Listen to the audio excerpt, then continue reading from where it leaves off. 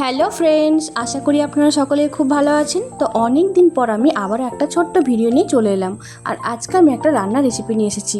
তো পাতাটা দেখে বুঝতে পারলেন যে এটা ঘেটকুল পাতা। অনেকে আবার এটা খারকুলো বলে থাকে, তবে আমরা বাড়িতে এটা ঘেটকুল পাতাই বলে থাকি। তবে আমি আজকে ঘেটকুলের পাতা রেসিপি করব না, আজকে আমি ঘেটকুলের ডাঁটি রেসিপি করব।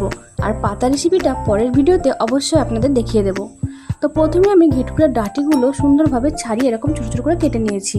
তারপর দেখুন আমি কিছুটা জল দিয়ে এই যে ঘেটকুলের ডাঁটিগুলো সিদ্ধ করতে দিলাম। আর জলের পরিমাণটা একটু বেশি দিতে হবে, কারণ ঘেটকুলের ডাঁটিটা সিদ্ধ হবার পরেও যাতে জলটা একটু বেশি থাকে। আর এখানে আমি মশলা হিসেবে নিয়েছি দেখুন কিছু কাঁচা লঙ্কা আর 1 চামচ মতো সর্ষে। তবে কাঁচা লঙ্কার পরিমাণটা একটু বেশি নিতে হবে, কারণ এই রেসিপিটা একটু ঝাল ঝাল খেতে বেশি ভালো লাগে। এখানে আমি সর্ষে এবং কাঁচা লঙ্কাটা সুন্দরভাবে মিহি করে বেটে নিয়েছি। আর এদিকে দেখুন ঘেটকুলের ডাঁটিটা আমার সিদ্ধ হয়ে গেছে। আর আপনি বুঝবেন কি করে? একটা ঘেটকুলের ডাঁটি চাপ দিয়ে নরম হলেই বুঝতে পারবেন যে ঘেটকুলের ডাঁটিটা সিদ্ধ হয়ে গেছে। আর ঘেটকুলের ডাঁটি সিদ্ধ হওয়ার পর দেখুন কতটা জল রয়েছে আর জলটা কেমন লাল হয়ে গেছে। আসলে ঘেটকুলের ডাঁটির মধ্যে যে কষ্টটা থাকে সেটা এই জলের মাধ্যমে বার হয়ে যায়। এর ফলে গলা ধরার যে ভয়টা থাকে সেটাও কেটে যায়।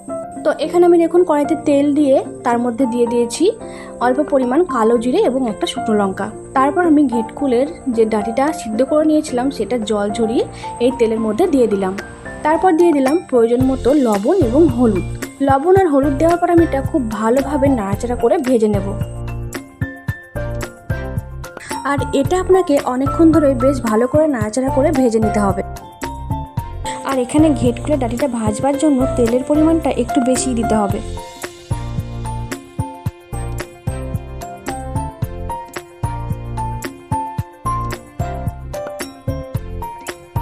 তো এখানে দেখুন ঘেটকুলের ডাঁটিটা আমার সুন্দরভাবে ভাজা হয়ে গেছে। এই অবস্থায় আমি এর মধ্যে দিয়ে দেবো আগে থেকে যে সর্ষে এবং কাঁচা লঙ্কা বেটে রেখেছিলাম সেই মশলাটা।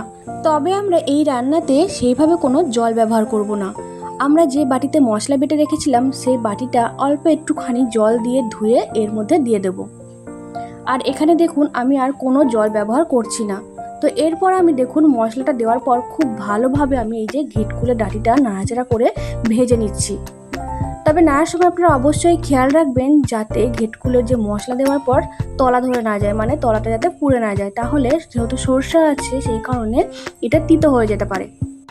তো মশলা দেওয়ার পর কন্টিনিউ আপনাকে এটা এইভাবে নাড়াচাড়া করতে হবে। আর দেখুন যতটা পরিমাণ তেল ছিল সব তেলটাই এখানে টেনে নিয়েছে।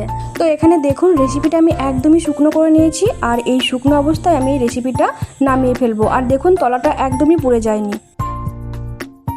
গরম গরম ভাতের সাথে এই রেসিপিটা ভীষণ ভালো লাগে। আপনারা অবশ্যই এই রেসিপিটা ট্রাই করে দেখবেন, আশা করি আপনাদের ভালো লাগবে। তো ভিডিওটা ভালো লাগলে অবশ্যই কমেন্টস করে জানাবেন। আজকের মতো টাটা।